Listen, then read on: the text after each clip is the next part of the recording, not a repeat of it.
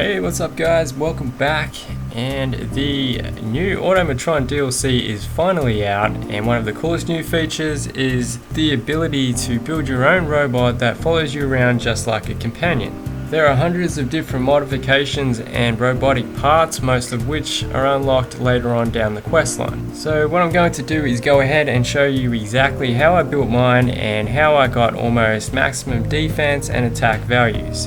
And also, I'll just lay down a few things that you may want to think about when building your own. So first things first, in the way of special mods, there's not a lot you can do here, so I just leave the MSAT in because, it just allows tracking of targets and stuff like that.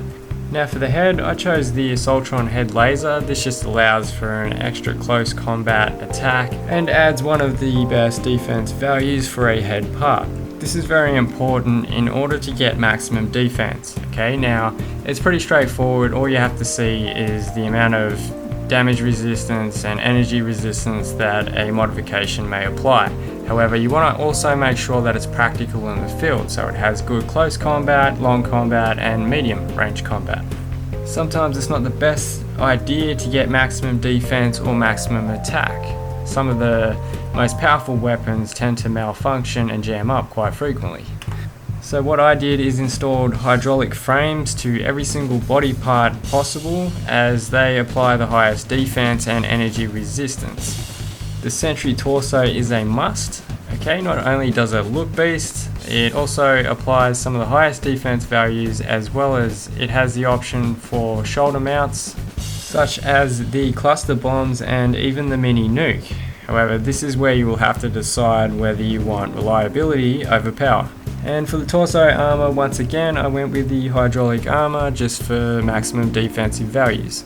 Now for the rear, I went for the voltaic frame. Okay, this just allows for increased energy resistance and damage, as well as even increasing inventory capacity. Now for the shoulder mods, I chose the cluster bomb launcher as a more safer method. The mini nukes are quite effective, however they're dangerous to yourself, as well as the fact that they're very unreliable and can jam up quite easily. So this goes back to what I mentioned earlier on whether you want reliability over power.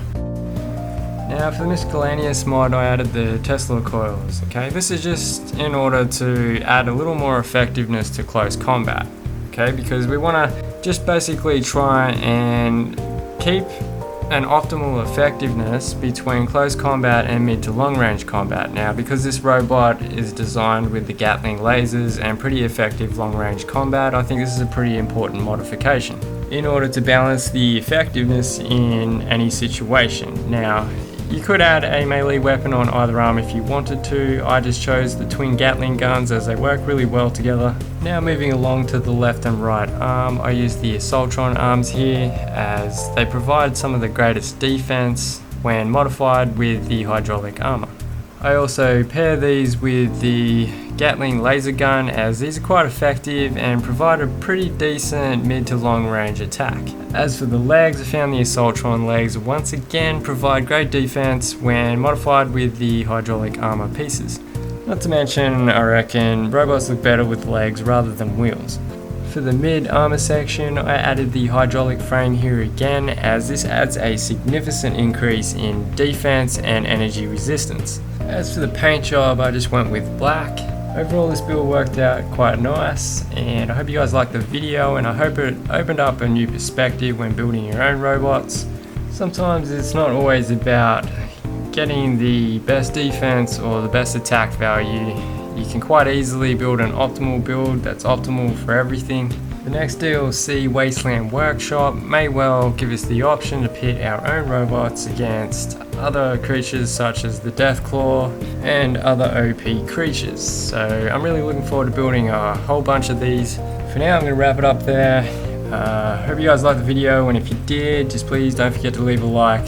Thanks for watching guys, and I'll see you guys next time.